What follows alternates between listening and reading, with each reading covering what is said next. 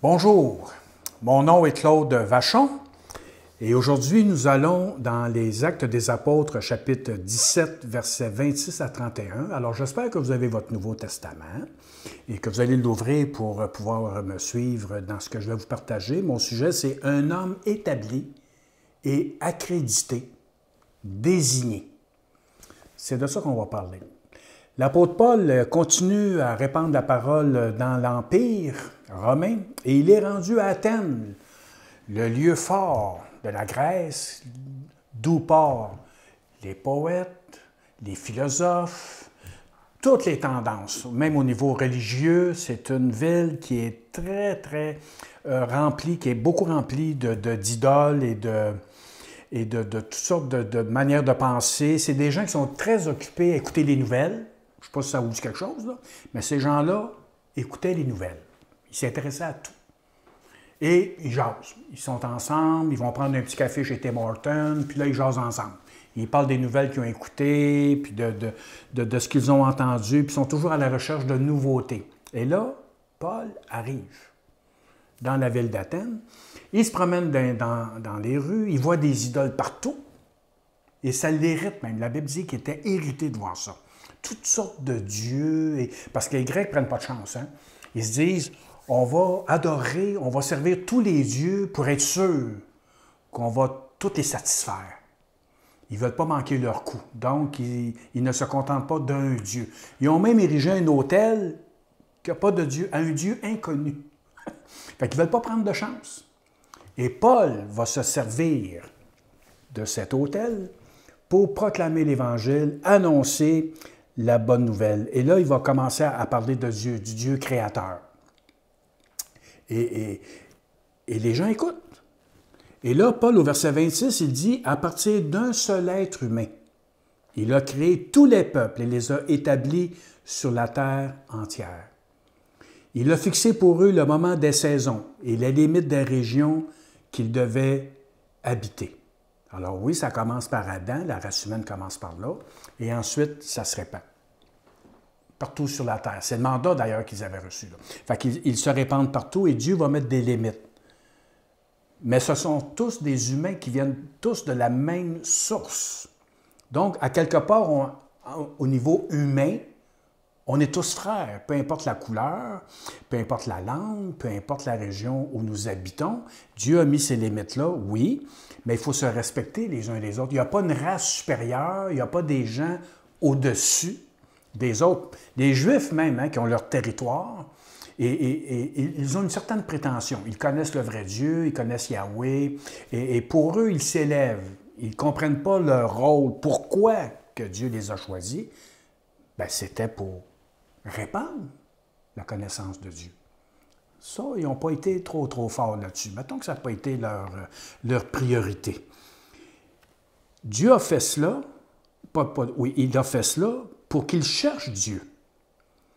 Et qu'en essayant tant bien que mal, ils parviennent peut-être à le trouver. En réalité, Dieu n'est pas loin de chacun de nous. Donc, c'est de trouver. Et la Bible dit même dans certaines versions de le trouver en tâtonnant. Alors, Paul fait appel à leur bon sens, il fait appel à leur logique, parce que c'est un peuple très pragmatique, très logique. Ils ne vivent pas dans les sphères trop spirituelles. D'ailleurs, notre culture est la grecque. Et donc, on est des êtres rationnels. Fait que Paul s'adresse à leur intelligence. C'est pour que l'humanité habite la terre et cherche Dieu. C'est pour ça que l'humanité a été créée. L'homme est créé pour chercher Dieu. La raison de son existence, qu'on n'est pas le fruit du hasard, du Big Bang universel, puis que là, il est apparu des étoiles, puis des planètes, puis là, une belle petite planète bleue, puis là, sur cette petite planète bleue, hop, là, il est sorti la vie, est apparu la vie, comme par hasard, à partir de l'eau primordiale, puis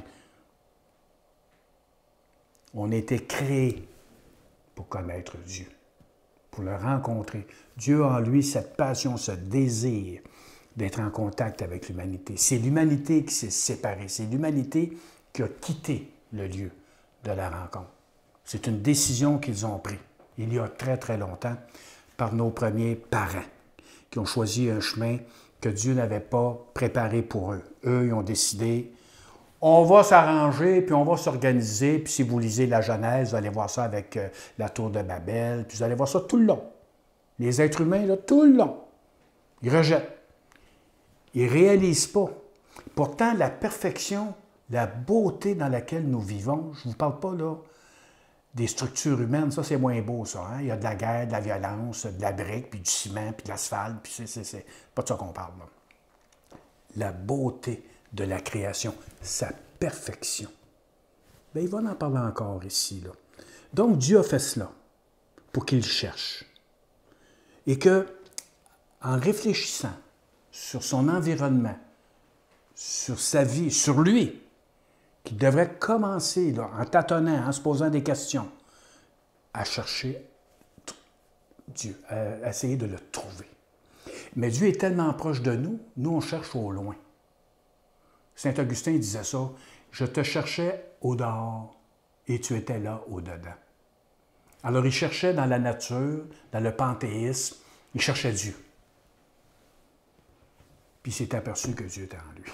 Il l'a découvert, il l'a rencontré. Alors on est tout le temps en train de regarder à l'extérieur, que Dieu est à quelque part dans le cosmos, au-delà des étoiles, ou que Dieu n'existe tout simplement pas, parce que même, vous savez, qu'au tout début, dans les années 60, des astronautes russes sont allés dans l'espace, puis n'ont pas vu Dieu.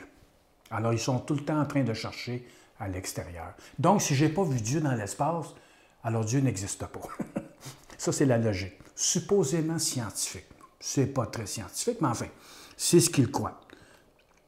Alors, Dieu, en réalité, n'est pas loin de chacun de nous, car c'est en lui que nous vivons, que nous bougeons et que nous existons. C'est bien ce que certains de vos poètes ont également affirmé, nous sommes aussi de la descendance de Dieu. Le fait de vivre, de respirer, de bouger, de marcher, d'être vivant, devrait nous amener à se poser des questions. Mais on veut éviter ça. Alors on se préoccupe de d'autres choses, on s'occupe, l'entertainment, tout ce qui existe pour occuper nos pensées, pour nous empêcher de réfléchir, nous empêcher de regarder. Coudonc, je suis venu au monde voilà, juste pour étudier, travailler, puis prendre ma retraite, puis finir au cimetière. Ça, là, c'est le sens de mon existence, ça, là. Wow! Wow! Alors, il y a un grand vide en nous, même s'il y a un petit bonheur, qu'on vit des petits bonheurs pendant cette période-là, il y a une insatisfaction qui nous habite quand même. Puis le fait que nous souffrons de cette absence en nous, d'une présence, bien, on s'occupe. Fait qu'on a la télévision, l'Internet, on est constamment en train d'être bombardé. La radio, hein, tu es dans ta voiture, tu allumes la radio, tu arrives à la maison, tu allumes la radio, tu allumes la télévision, tout le temps, tout le temps, tout le temps. On est tout le temps constamment sollicité ici pour nous empêcher de se poser des vraies questions. Donc, il dit, nous sommes aussi la descendance de Dieu. Puisque nous sommes sa descendance, nous ne devons pas penser que Dieu soit semblable à une idole d'or, d'argent ou de pierre, produite par l'art et l'imagination humaine. Alors, si c'est vrai qu'on est des descendants de Dieu, que Dieu nous a créés, parce que même, il y avait des Athéniens qui croyaient ça. Leurs poètes ont écrit là-dessus. Donc, si nous venons de Dieu, que nous sommes à son image, bien, on ne peut pas fabriquer une idole. Parce qu'une idole, c'est muet. Ça n'entend pas. Ça ne voit pas. Elle a beau être là, l'idole, elle a beau être belle, en or, en argent, en pierres précieuses. Ça ne correspond pas à Dieu. Quand même qu'on se prosterne devant des idoles, même en marbre, puis en or, comme on vient de voir, ces idoles-là ne peuvent pas répondre. C'est illogique, c'est insensé. Et Paul va le souligner, ça. Puis les Athéniens, il y en a, pas tous, mais il y en a qui sont d'accord avec cette idée-là. Dans la parole de vie, ça dit, les humains ont fabriqué ces choses parce qu'ils ne connaissaient pas Dieu. Parce s'ils avaient pris le temps de réfléchir sur la vie, sur la beauté de la vie, la perfection de la vie, prenez le temps de réfléchir sur la perfection de l'univers, sur la perfection de la planète Terre, toute la création qui nous entoure. J'ai passé 2 jours à Québec cette semaine, puis je longeais le fleuve sur le boulevard Champlain. C'est très beau, c'est une beauté. Puis là, l'eau, hein, l'eau. Juste penser à l'eau. C'est simple, hein? La perfection de ça. Voyons. Puis ça viendrait du hasard. L'eau, le soleil, la luminosité, les arbres, les oiseaux, la vie, ton corps. C'est parfait! C'est parfait! Oui, il tombe malade, puis on meurt. Parce que on est pécheurs. On a commis un crime, puis on va tous mourir, car tous ont péché et sont privés de la gloire de Dieu. Mais au départ, le corps, il est parfait. Donc, on devrait réaliser que Dieu, c'est un être qui est vivant. Ce n'est pas une roche, ce n'est pas de l'or, ce n'est pas une statue, il n'est pas immobile, impassible, inconscient, qui est sourd, il ne voit rien. Pas du tout. C'est un être vivant. C'est pour ça que nous sommes des êtres vivants. C'est facile à comprendre, mais les gens, ils ne sont pas toujours en train de raisonner comme ça. Puis ils disent, on va se faire une idole, là, puis on va... Ça, c'est Dieu, ça. Non, non, non, non. Ça, c'est l'imagination humaine qui fait ça. C'est, comme il dit, on a fabriqué des idoles en or, en argent, en pierre, produites par l'art et l'imagination humaine. Donc, nous créons un Dieu à partir de nos idées, de nos convictions, alors que c'est le contraire, c'est Dieu qui nous a créés. Or, Dieu ne tient plus compte des temps où les humains étaient ignorants, mais il les appelle maintenant, tous, en tout lieu, à changer de vie. Il s'est passé quelque chose, et là, Paul va essayer de faire comprendre aux Athéniens qu'il y a un changement, qu'il y a quelque chose qui est arrivé. Dans la Bible du Sommeur, ça dit « Or Dieu ne tient plus compte des temps où les hommes ne le connaissaient pas. » Les hommes ne le connaissaient pas, mais ils pouvaient essayer de comprendre puis s'approcher en regardant tout ce qu'il y a autour d'eux, qui est magnifique, qui est extraordinaire. Que ce que Dieu a fait, la création.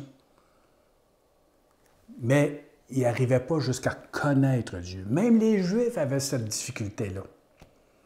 Il y avait des lois, il y avait des principes, mais d'entrer en relation, ils étaient portés, ils étaient attirés eux autres aussi par des idoles, puis par des dieux Baal, Astarté, puis Moloch. Puis constamment, ils détournaient leur regard du vrai Dieu. Dans la parole vivante, ça dit « Mais Dieu, dans sa bonté, ferme les yeux sur ces temps d'ignorance, où les hommes ne savaient rien de lui. » Aujourd'hui, par contre, là, le aujourd'hui,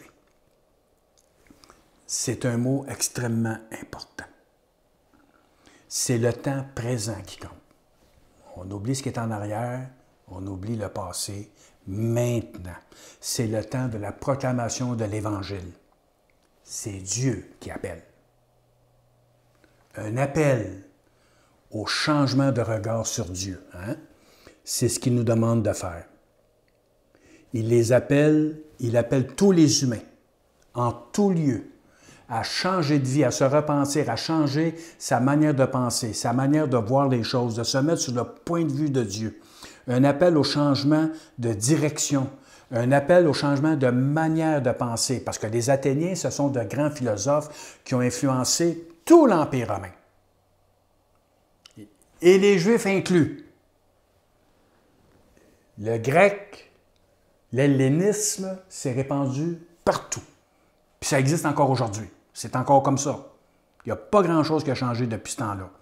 Et là, Paul va leur dire, bon, là, vous pensez de telle manière, je connais vos philosophes, il les a cités, et il dit, il faut que vous changez votre manière de penser quand vous regardez vers Dieu. Il n'est pas fait de pierre, d'or et d'argent. Dieu, il est vivant. Et vous devez vous tourner vers lui à partir de maintenant. Fait qu'oubliez ce que vous avez appris, ce que vous avez essayé de comprendre. Vous vous êtes égarés, vous étiez dans les ténèbres. C'est ça qu'il est en train de leur dire. Là. Puis là, il parle à des gens instruits, puis des gens d'université. C'est pas n'importe quoi. Ce n'était pas des ignorants, ces gens-là. Là. C'était des gens très cultivés. Puis là, il est en train de leur dire, ce que vous avez cru jusqu'à maintenant, là, c'est faux. À partir d'aujourd'hui, comment est-ce qu'il peut dire ça? Là? À partir d'aujourd'hui, comment est-ce que je peux connaître Dieu? Comment vous pouvez connaître Dieu? Eh bien, il y a quelqu'un qui est venu pour nous montrer Dieu. Comme Jésus a dit, celui qui m'a vu a vu le Père, a vu le Créateur. Donc, il y a quelqu'un qui est venu changer les règles, la manière de penser, une personne. Et c'est toute la beauté de l'Évangile. Au verset 31, on va terminer avec ça. Il a en effet fixé un jour où il jugera le monde entier avec justice. Par un homme qu'il a désigné. Je trouve ça tellement beau. Il y a un jour qui s'en vient, mes chers amis. Puis il y en a qui en parlent, là, hein, parce que ça brasse pas mal sa planète. Hein? Alors, au niveau économique, au niveau politique, et il y a des guerres, puis des grosses guerres qui se passent là. Puis il y a des menaces de guerre, des grosses menaces de guerre là, qui se passent actuellement. Au niveau économique, on est totalement devant l'inconnu, là. Et donc, une instabilité qui se passe, donc il y a une sensibilité actuelle. Alors, mon message, je pense qu'il est d'actualité. Et là, ici, il dit, il a fixé un jour. Il y a un jour qui s'en vient. Il y a un jour qui s'en vient. Où il jugera le monde entier avec justice. Qui peut juger le monde entier avec justice? Qui est assez pur, assez saint, assez parfait pour être capable de juger les humains? Qui? À part Dieu, là. Dieu le Père, Dieu le Créateur, Yahweh, Elohim, là. À part de lui, là. Qui? Y a-tu quelqu'un? Y a-tu un homme? Puis là, il dit, oui, il y a un homme. Il y a un homme qui a été établi. Un homme qui a été accrédité. Ça, je trouve ça beau. C'est dans certaines traductions. J'ai lu ça dans 2-3 traductions. Établi et accrédité. Puis genre, c'est en plein ça. Désigné. Puis pas désigné par n'importe qui. Désigné par Dieu. Il y a un homme qui a été désigné par Dieu pour juger le monde. Nous passerons en jugement. Et ce jour approche. C'est bientôt, je pense. En tout cas, il faut être prêt. Il faut se préparer à ce jour. Puis si ce jour-là retarde encore un peu, bon, on va tous partir de toute façon. On va tous passer par la mort. Donc ce jour-là va venir. On ne peut pas passer à côté. C'est inévitable. C'est sûr que ça va arriver. Et là, il y a un homme établi. Puis je le répète, là, parce qu'il faut que ce soit bien clair dans votre esprit. Un homme, donc quelqu'un qui a vécu sur la terre, qui a rempli les conditions pour nous juger un jour, qui va recevoir cette autorité-là. Il l'a déjà, là, mais on va le vivre. Là. Ça va être un événement grandiose. Là. Ce jour-là, un jour, ce jour-là vient. Mais qui est donc cet homme? Et ça, c'est spécial parce que Paul ne le nomme pas. Il ne dit pas son nom. Ben, tu sais qui? C'est qui? Écoutez, comment c'est magnifique. Dieu en a donné la preuve à tous en ressuscitant cet homme d'entre les morts. Hein? On vient de fêter Pâques, là. Dieu a donné la preuve de l'homme qui l'a établi, accrédité, désigné. assigné à cette tâche. Puis comment est-ce qu'il l'a établi? En le ressuscitant des morts.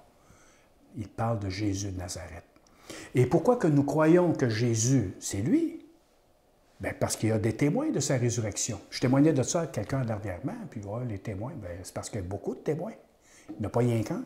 Il n'y a pas juste 2, 3 filles, puis c'est tout, là. Non, non, non. Il y a des gars, puis il y en a beaucoup, beaucoup. C'est même présenté une foule. C'est crédible.